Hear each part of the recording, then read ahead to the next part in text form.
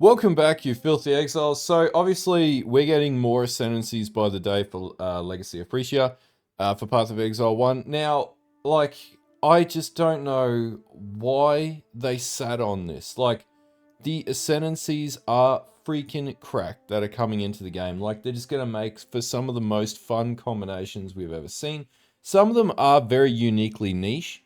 But there's nothing wrong with that. Like, what I hope comes out of this is these just get added into the game. Like, why couldn't we have like 6 ascendancies per class? That's a wild combination of builds, like double the builds. We're at Path of Exile 2 level builds basically straight away and Path of Exile 1. After so many years of no real change in those ascendancies outside of like really intricate balance, it's interesting to see them take a real gamble like this, because the worst part about adding all these ascendancies into the game is we're going to want them to stay in the game, I would assume, after the event. And that's going to be really interesting to see what happens. At this stage, they could literally slap on 3.26 onto this. This is the most content they've ever, like, suggested they're going to add to the game in any one sitting at this point. Anyway, let's get into the video and let's talk about the 3 ascendancies we're going to talk about today. We had 4 coming out, but 3 really stand out to me as the coolest of them all. Okay, so the first is the Aristocrat. Now, this is on Duelist, so if we go back to the pathing tree, this will start down here. So basically, we will progress at the bottom level of the tree, and you can either go left for strength-based scaling, or you could go right for dex-based scaling, right? Now, this ascendancy is wild. So number one, you start from one point here and you travel out. So you're forced to always take this inherit fortune node here, but grants +5 to passive skill points, plus another 1, plus 1 level to all skill gems is insane. So just inherit fortune is +5 to skill points. If that doesn't seem like a lot, +5 to skill points on the tree is absolutely enormous. When you get to like level 92 to 95, like the points start to get scarce to get, and yeah, power, you definitely get a bit choked at that point. When you get to level 100, those extra 5 points can be a total parallel difference between adding in some crazy stuff on the tree, or for example, cluster jewels. Now, with another 6 points in aggregate added to any build, and by the way, this could be played on almost any build, and we'll talk about this very soon. That's insane. Now, coupled with this, can also have +1 to level of all skill gems with family heirlooms. Again, really, really strong. And gemline cap is +3 to level of non-exceptional support gems. Exceptional support gems refer to like enhance and empower and whatever. They're variations of them being exceptional. And I would also assume that that could also be, your awakened gems as well. They may classify as exceptional, though I'm not 100% sure on that. But +3 is pretty insane. Though the awakened gems, I don't know if the trade-off is worth it. We would have to test that. Centerpiece gives you 15% to quality of all skill gems. Now, this is really strong with some trans gem setups in the game. Like, Dual Strike, trans versions of Dual Strike and stuff like that. That's quite powerful because that actual quality creates huge amounts of increases of damage. If you wanted to play like Cleave of Rage, this would probably be the ascendancy to play Cleave of Rage, though you would have to find ways to sustain Rage. But this could do it easily because of this quality setup and basically all the extra skill points that you would get. Now, this is when it starts to get crazier, though. So, private tuition. Cannot be shocked if intelligence is higher than strength. 30% increased intelligence. So, there is a build out there that I saw quite a long time ago. You can actually go int stack with this configuration. If you basically go down and you just follow the outside of the tree, and you can hit like all the lightning nodes up here and stuff like that. And you can do like an Ephemeral's Edge int stacking ES based build, right? Or you could do like a mana stacking build or something like that with that. It's pretty crazy. Like that really opens up a huge amount of possibilities for int stacking. Alternatively, you could also do strength stacking. So 30% increase to strength. That's an insane amount of strength. That's like, I don't recall there being anything in the game that increases strength by that much outside of maybe uniques, but even then I think there's limitations on that. That's pretty insane. Also dex stacking as well, so Queen of the Forest builds. Again, like, well, that's evasion, but also translates to dex. is absolutely nuts. Like 30% increased dex if you're going for that affinity is crazy. And then basically Dreadful Attitude. So items and gems have 25% reduced attribute requirements, which doesn't really matter in the game. But then 5% increased damage per 5 of your lowest attribute. Now, arguably, if you focus on one attribute but then scale up your other two attributes, then essentially this could be insanely powerful. And you could also do something with like Leadership's Price, for anyone who doesn't know, that gives you like Sapped, Brittle, and Scorch all at the same time. You could basically do your two lowest attributes as your like damage dealing attributes, and then basically Leadership's Price, I believe, would work with that. Because you just need to equal two of your attributes. In that case, it might be like Strength and Dexterity is equalized out, right? And that, again, could be really, really powerful because Brittle is really powerful. So there's a ton of different combinations. Like almost any melee setup will work with this. Spell setups will take advantage of this. Even minion setups, if you can do the traveling with this to get to the minion nodes, this is actually a really good minion setup too, because you're getting plus level of gems, you're getting support levels.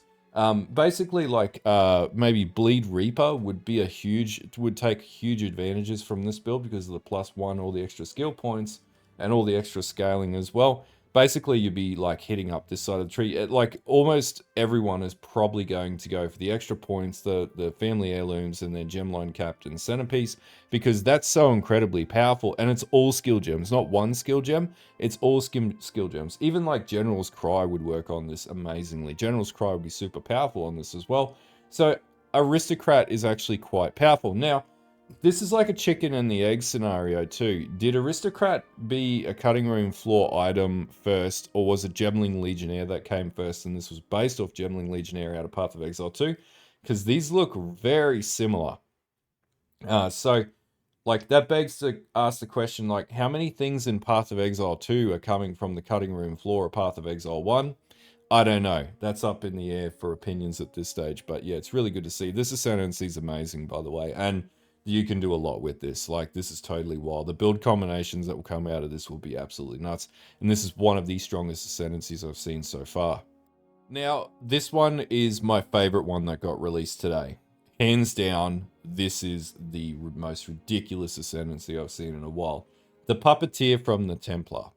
Now, this is not a conventional minion build. It's so targeted that, you know, on zombies, it's ridiculous. So let's talk through it. Innovating Presence. Nearby enemy monsters have at least 20% of life reserved. That's pretty crazy. That means all your enemies have 20% less life. That's really powerful. Hex Bearer, so you can apply an additional curse. Hex is transferred to all enemies within 3 meters when Hex enemies die. Hex Blast would be quite powerful with this, or something of that nature. Marionettes, weapons you animate create an additional copy. Animate Guardian deals 25% increased damage per animate weapon. Animated minions, melee attacks deal splash damage to surrounding targets. Defensive items attached to Animate Guardian also apply to animate weapons. That's insane. So you could do like a really cool AG animate weapon build with baronets, and this would basically be able to handle it. You could have Hex Baron stack hexes and then animate weapons, and then it would be totally insane. But we have tons of other minion nodes over here too. So number 1, Flesh Puppets. This is crazy. +4 to all raised zombie gems. That's absolutely freaking nuts. The amount of power that you would get from that, with if you couple this with like a +2 helm, with like a +2 wand, with like a +3 dragons, was it dragon? Oh, I can never remember the name of it. Anyway, amulet with +3 zombies on it. So you would get +2, 4, 3. What's that? 2, 4. All up 3, 7 +2, 11. That means if you had a level 21 zombie gem, you got level 32. And then if you had another +4 or 5, you could get like easily, without much effort, you could get level 35 zombies. And at 25% increased raised zombie size. The ridiculousness of this is that essentially those zombies would be unkillable. Like, at level 35, and the more you stack levels on it, you're talking about zombies that potentially get up into the 100k plus life pool, right? Those sons of bitches can tank Uber bosses at that level. That's insane. Like, not to mention, that's only one of the nodes buffing this, right? So we start to talk about Putrid Conscription. Your minions spread caustic ground on death, dealing 30% of their maximum life as chaos damage per second. So where this would be really cool would be like falling zombie setups. So you could do all of this and have like level 35 falling zombies. And then basically, I think it's like Replica Siege Break or a Siege Break would also synergize with this Putrid Conscription. Or you could just run whatever. And then basically just scale up ridiculous amounts of minion life. And then basically have minions with like 200,000 or 300,000 life. And then 30% of their maximum life is dealt as chaos damage per second. And then you would just scale like chaos damage over time or whatever, something of that nature. Or you would hex enemies and basically, you know, you would essentially apply like, you know, whatever despair or something like that to reduce their chaos resistance or whatnot. Or there's a few like amulets and stuff like that that can do that as well, eternal damnation and whatever. And you could basically just rip up entire maps with the stupidest build possible. This isn't even like the node that I'm interested in, because to me, like, I just want to run like standard lock stock zombies. So Graveyard Shift. For each nearby corpse, 1% increased movement speed. Raised Zombie does not require a corpse. Your raised zombies count as corpses. So if you're running a Baron setup, right, which would basically mean that for every like so much strength that you have, you would do strength stacking with this. You could have an army of like, you know, 20 zombies, something like that. If you get enough strength in your build, that means that's 20% increased movement speed plus like all the nodes that you would get on the tree for movement speed and onslaught and stuff like that. So, you know, we talk about like Ravenous Horde and all that sort of jazz. So basically, that would make your minions absolute speed demons, right? Your zombies in particular would be speed demons. Basically, like, zombies, like, even leveling with this, it would just be totally freaking OP. Now, the problem with Flesh Puppets is you would have to take Graveyard Shift as... well, actually, no. It's not a problem at all, because you would want Graveyard Shift for Flesh Puppets anyway, because then you don't even need corpses, which means, like, if you're in a boss fight, you just keep spawning your minions without having to run Desecrate. So this is super powerful. So Rotting Might, half of your strength is added to your minions, 25% increased strength. There you go. Strength stacking, if you're doing strength stacking zombies with Baron, this would be super, super, super OP. And by the way, I got a build creator that specializes in zombie builds as well, and we'll have a chat about that very soon. So again, you Baron builds, 100% back. If you don't know what the Baron is, I'll pull that up on screen now. Okay, so the Baron. This is a helm, right? It's a unique helm. It's really, really common. Where it's really powerful. +2 to level of socketed minion gems. Usually run like specters or something like that into it. Wouldn't recommend zombies for this. But minions have 10 to 20% increased maximum life. Half of your strength is added to your minions. So how that would actually work, I'm not entirely sure yet. +1 to maximum number of raised zombies per 500 strength. So the more strength that you get, the better off you are. With at least 1000 strength, you get 1.5 to 2% of damage dealt by your raised zombies is leached back to you as life. So in this case, we would probably run like Savalin or something, scale out max block, which would be pretty easy, lucky max block, which would keep you alive in most circumstances. Or you could do an Aegis build. We'll talk about the zombie father build, because that's basically one of the strongest builds out there for this. But basically, yeah, Baron is really, really good with zombies. It's just like crazy OP. You get tons of zombies by just strength stacking at this rate. So essentially, this would have elements of the Baron, and then you could double up on that as well. So then we got Feeding Frenzy. So minions base attack critical strike chance is equal to critical strike chance of your main hand weapon. Minions are aggressive. There's actually a weapon that does this. So basically, you would just stack like an insane, like 100% crit weapon, and then you would have essentially Feeding Frenzy built into your setup, so you wouldn't need to run it on your skill gem. So you get a free skill gem back, and you also basically can run a high crit weapon, so you'd run like a Convoking Wand with insane amounts of crit. And then basically your minions base attack critical strike chance is equal to critical strike chance of your main hand weapon, which means they would just be totally ridiculous meat bags of hate. +4, 25% increased size.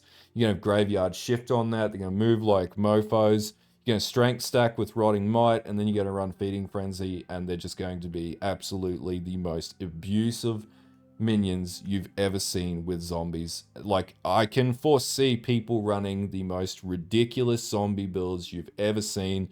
Not to mention with Kingmaker, so they do Culling Strike, they have Fortify with Kingmaker, a pretty high octane, a bloody, was it Ephemeral Garb as well, so that's going to make you even stronger, and they're going to be immune to crit. That's going to be on your AG. Then you're going to have Carrion Golem, which is going to increase the damage further, and then essentially you're going to have all the support specters that you could possibly need in your build, and then you're going to get +2 on the support specters, and they're going to be really tanky. Essentially, this is one of the most ridiculous Zombie Mancer Ascendancies I have ever seen in the game, and I freaking love it because zombies really dropped off hard.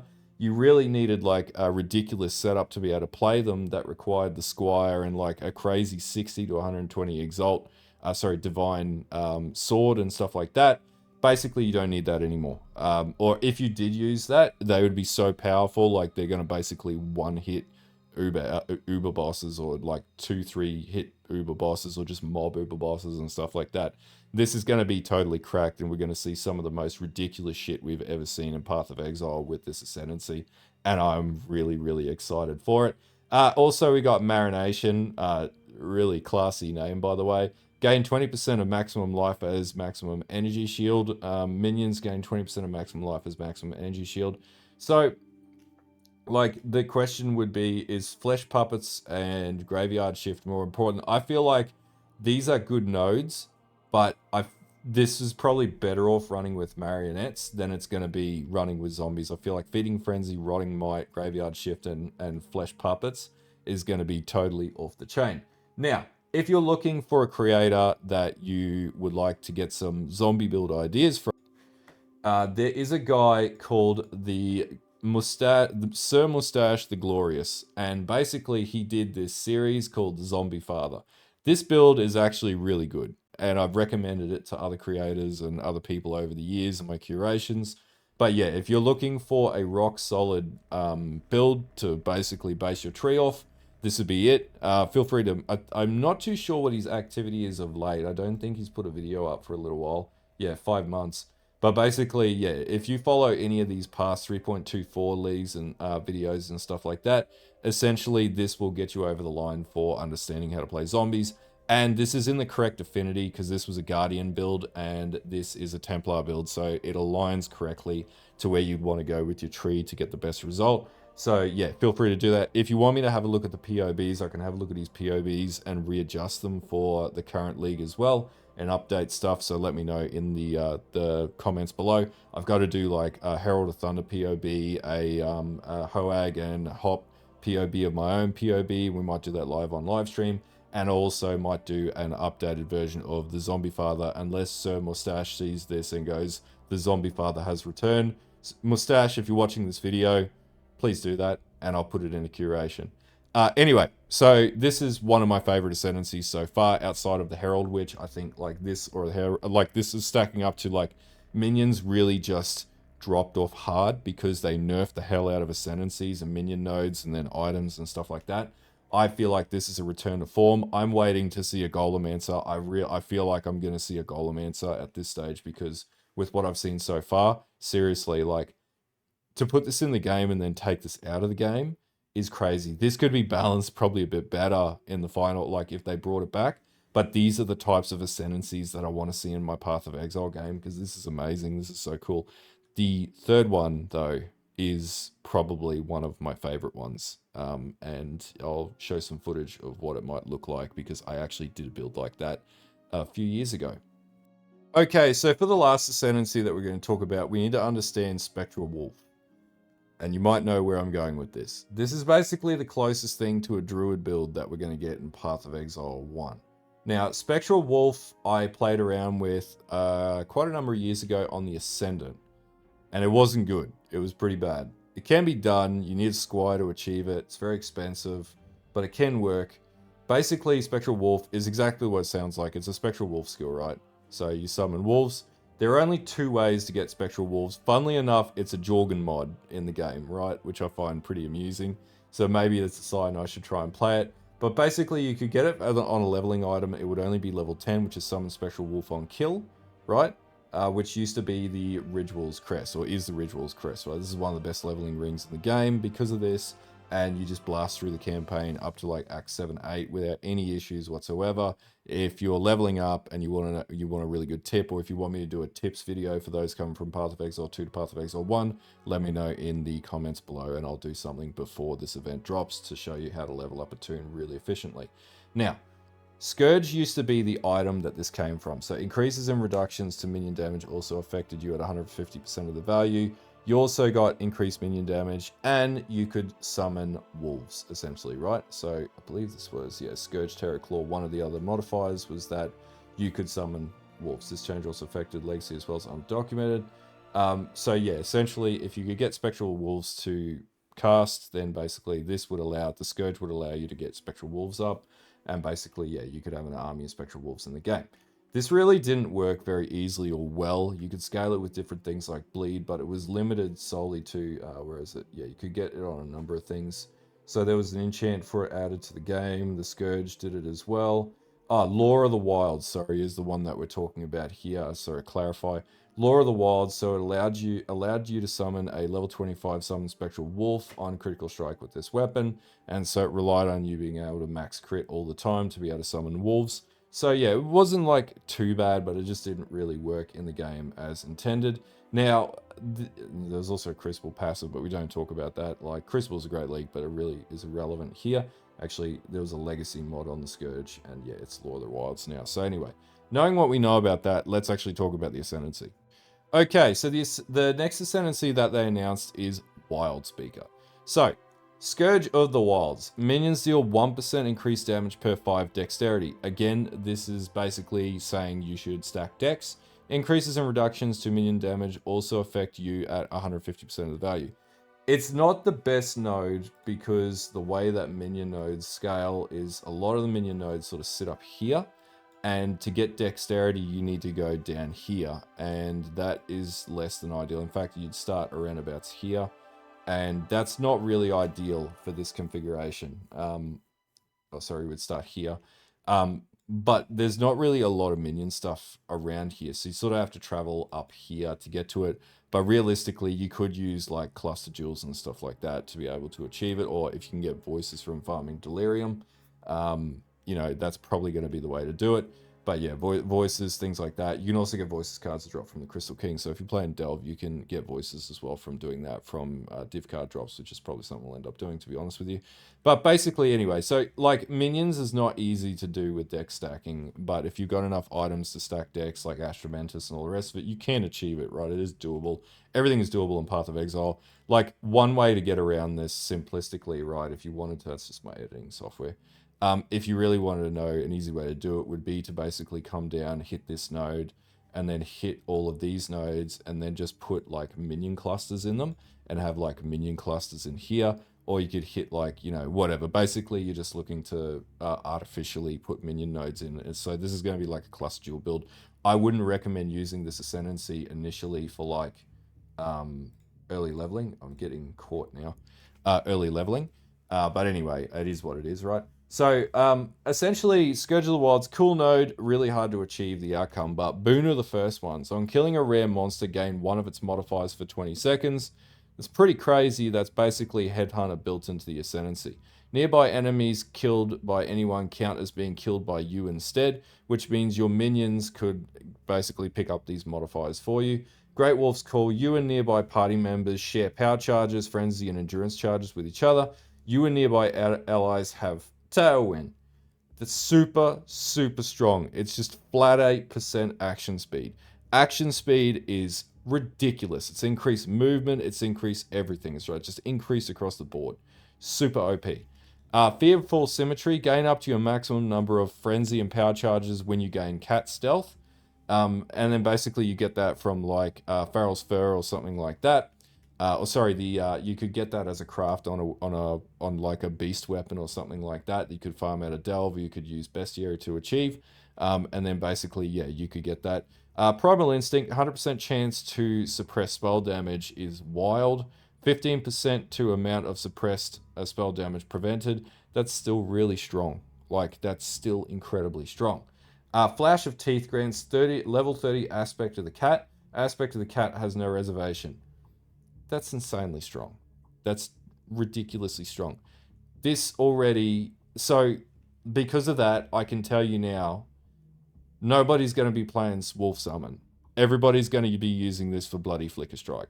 So essentially, you're going to be able to run Flicker Strike and then use minion nodes to basically increase your damage and then deck stack. So I'm now changing the way that I look at this.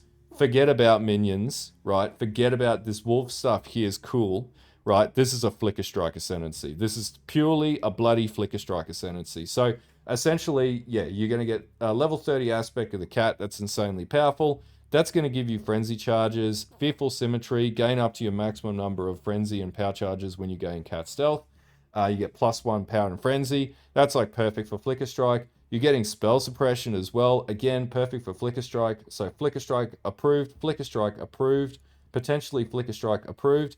And then basically, who cares about Great Wolf's Call? You're going to go Scourge of the Wilds, and then you're going to stack minion damage on your build, because that's going to then affect you at 150% of all the minion damage that you put on your build. And then minion damage deals 1% increased damage per 5 dex. Then you're going to stack dexterity. So essentially, you're going to use Flicker Strike. You're going to start it here, and then you're just going to go and hit every friggin' dex node and then put minion skill gems or whatever and everything, and it's going to be totally OP. And then you're going to take Boon of the First Ones, because it's basically free headhunter. Job done. The ultimate Flicker Strike build. Now, outside of that, and you could do that early on. So you just like a strong two-handed axe or like a really good sword, and then you could follow any Flicker Strike build. I would recommend Mage Fist if you're going to do that. And you could just like take a Jeweler's Tree and essentially retrofit the Jeweler's Tree to convert it from here and shift the nodes up to here, and Bob's your uncle, you're done. Now, beyond that, we've got Above the Clouds, and we've got Feathered Scales. So we've got Aspect of the Avian with no reservation. This just gives you tons of movement speed, and then when it's not movement speed, it's double damage. 200% increased Aspect of the Avian buff effect, which is pretty strong. This would be good for your Wolf Summoner. So if you're playing a Wolf Summoner, you basically go Scourge of the Wilds, and then you would basically, or you would go probably Great Wolf's Call, and then you would go Pack Mentality, trigger level 20, summon Spectral Wolves on critical strike, and then you're going to go Feathered Scales, and then you're going to go Above the Clouds, and you're going to have a pretty strong build, but it's still going to be predicated on you critting. So you're going to have to basically run something to crit, but it'll be like Hoag except for Wolves.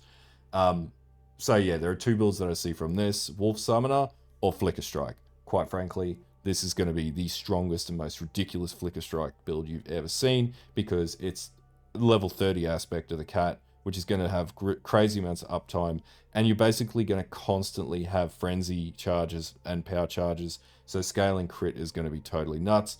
And then you're just going to put like, you could put Tailwind in it, to be honest with you. You don't even need Scourge of the Wilds. You could put Tailwind, Boon of the First Ones, Fearful Symmetry, and then a Flash of Teeth, and you're just going to be the most ridiculous Flicker Strike you've ever seen. Yeah, that's basically it. This is Flicker Strike approved. Anyway, I hope these videos help and give you ideas of builds that you can attack with this. I will put a link to Mage Fist video for Flicker Strike for if you want to learn how to play Flicker Strike in there, and I'll also put a link to the Sir Mustache as well for zombie builds if you want to learn how to play zombie builds. They're really good resources to use. If you want me to put a curation together of all the different builds that you could use as templates, let me know, and I'll put something together, and we'll also draft a few POBs, because this stuff isn't really like delve centric. The Ascendancies such as the Zombie Mancer, as well as the Herald Stacker and the and whatnot, really are the ones that stick up to me, or stick out to me. Anyway, if you like this video, don't forget to like and sub to the channel. There will be more Path of Exile 2 content coming out, but this is all extremely exciting. I am so G'd up for this event, and it's just going to be disappointing to see the stuff go, because I would really like this to stay in the game. I think this should stay in the game. So if GGG are watching this, sure, other creators will agree with me. This is stuff that we want to keep in the game. This is fantastic. Anyway, I'll see you guys later. Have a good one.